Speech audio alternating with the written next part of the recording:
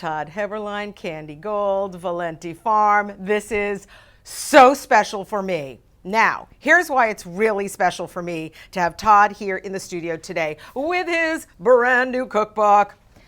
So when I was a kid growing up on Baldpate Hill Road, I have this vague memory from little childhood of going down the street, going down my hill and around the corner, and like in somebody's driveway, there was a farm stand. And I just thought that was really cool, and we'd go there occasionally, and it was really fun. And then one day it wasn't there, and I don't think I really gave it too much thought. And then flash forward several years later, I think we started with the apples and the pumpkins, and we started coming to Needham, to Volante Farm, and it has been a mainstay in my life since then. Todd was on the neighborhood cooking show. He's here now. We become friends. I'm there all the time. Buy the cookbook, start reading the history, and realize the farm stand that was down the street from me was the Volante family's home, and that's where I had been going since I was a little kid. Flash forward all the way to now.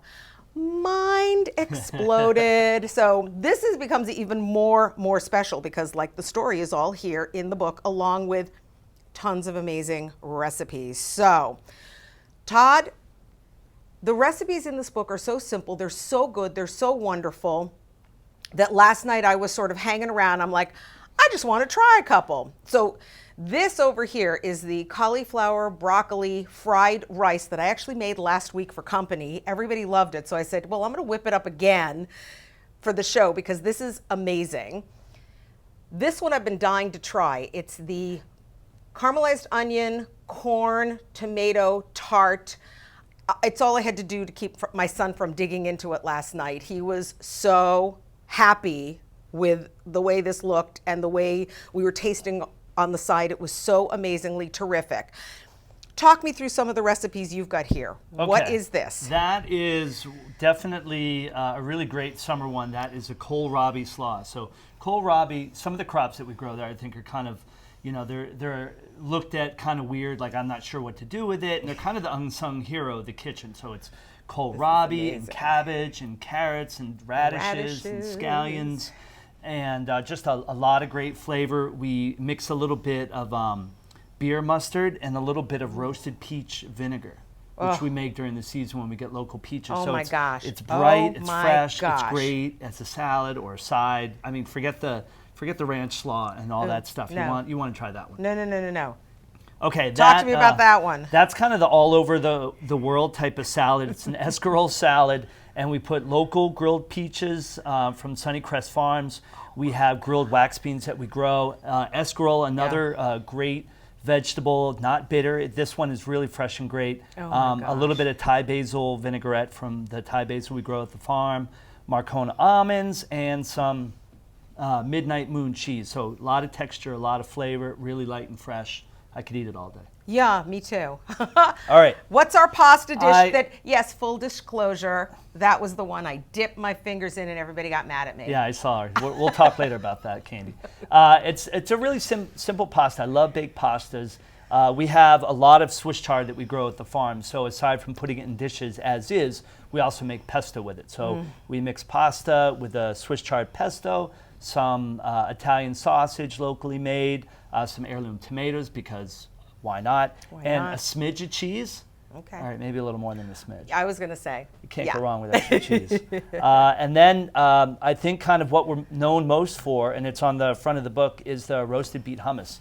I could eat beets in every single meal pretty much, so we always look for different ways to use it. So we roast this one with a little bit of za'atar seasoning and then a basic hummus recipe. And you could do pita chips with that. I like doing a crudité with it. Yeah, absolutely. It's beautiful, it's delicious, and I mean all these things, it's really an easy way if you need to try to sneak some extra veg in on the family without them really knowing. So that's always a plus. I love that. So tell me what's growing right now that you love, that if I come into Volante, you're going to say, try a recipe with this because it's going right now. Corn. That you don't have to twist my arm. We have so many different things that we do with the corn that, anything at all. The lettuces. And I take the stalks after everyone goes and then I throw them and I make a stock and I freeze it. Absolutely. So you get a little taste of summer and the winter. Always. We do the same. That's like the best stock ever, ever, Great ever. flavor, and you get more bang for your buck because you're getting a lot more out of what you're buying. And you can add it to like anything. Do you do it, put it in the ice cube trays and then just take it out? Well, we use a lot, so we're making Okay. 25 I gallons meant at a at time, home. so that would be a lot of ice cube trays. Yes, at home you can do it in ice cube trays. That way you can use little bits here and there. Yeah, little bits here and there just for a little bit of flavor. Yeah, if I'm doing it really a little carries a saute or long way. something. So, no, I'm not doing that quantity. You know, and we've got tomatoes, and we're going to get more tomatoes. Yes, yes. Tomatoes are just starting, so now's the time. Lettuces, I counted this morning. We have 17 varieties of lettuce. I love that. And I mean, if you Lovage? Do you have lovage? only in the kitchen garden. That's my private stash. Okay. We do have a lot of private stash. Yeah. Because you're always trying to invent new things. Right, right. So it might not be out there for the public yet. Yet. But you're trying different things, which is amazing. And yeah, some of the things, you know, the lovage dressing, or I was just saying to you, the sweet pea pesto is astounding. Guess what? No more sweet peas, no more sweet pea pesto. I don't make it. We could make it all year long if we wanted, but if it's not what we grow there, there's no point because it won't be the same.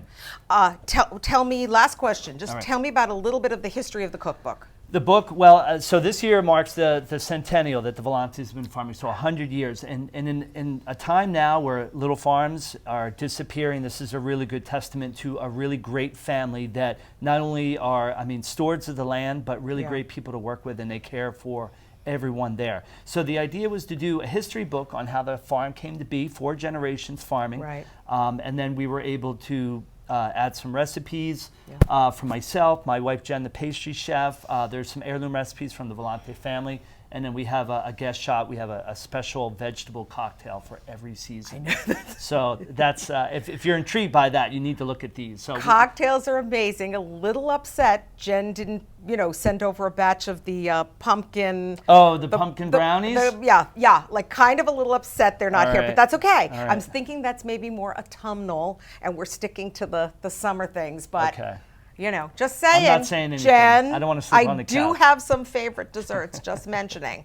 So, well, this is amazing. You all need to go to Volante Farm. It is where I do at least 50% of my shopping. And if you sold